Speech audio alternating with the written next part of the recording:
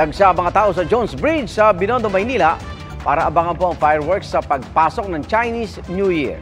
May kanya-kanya naman silang paniniwala para swertehin ngayong Year of the Wooden Dragon. At saksilan, si Katrina Song. Katrina? Pia Igan, pasado alas 7 pa lang ng gabi kanina ay dagsana ang mga kababayan na natin na nagpunta nga dito sa may Jones Bridge sa Maynila, maging dito sa katabi nito na Pasig Esplanade. Lahat excited at nakaabang sa fireworks display na gaganapin mamayang hating gabi na hudyat ng pagsisimula ng Chinese New Year.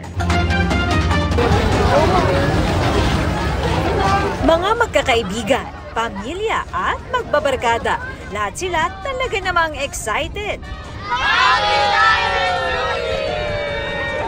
Pinili nilang dito sa Jones Bridge mag-abang para sa gaganapin na fireworks display mamayang alas 12 ng ating gabi para sa Chinese New Year celebration. Si Maricel Alvarez at ang kanyang mga kamag-anak, tanghali pa lang daw ay nandito na. Dahil gusto raw nilang magkaroon ng magandang pwesto para makita ang fireworks.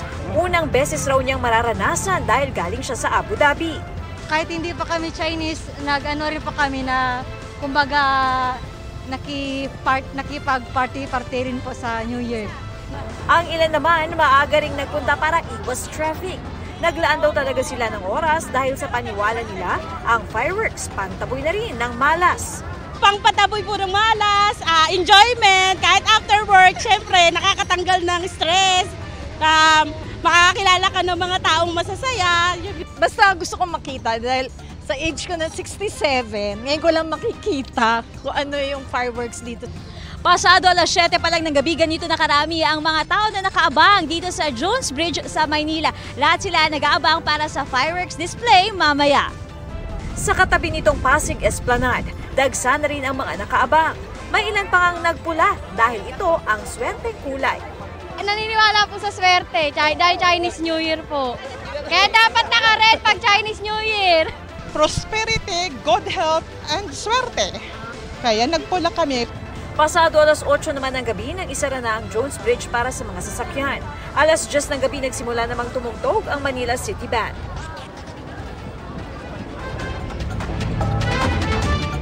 Pia Igan, alam nyo sa ngayon, puno na rin ang Jones Bridge maging itong Pasig Esplanade ng mga kababayan natin na nakaabang para sa magaganap na fireworks display mamayang hating gabi.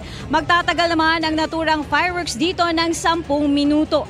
Nagsimula na Pia Igan yung Manila Band na tumugtog kanina at ngayon naman kasalukuyang nagaganap ang Dragon Dance Performance. At live mula dito sa Manila para sa GMA Integrated News. Ako si Katrina Son, ang inyong saksi.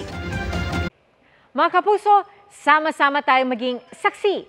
Mag-subscribe sa GMA Integrated News sa YouTube at para sa mga kapuso abroad, samahan niyo kami sa GMA Pinoy TV at sa www.gmanews.tv.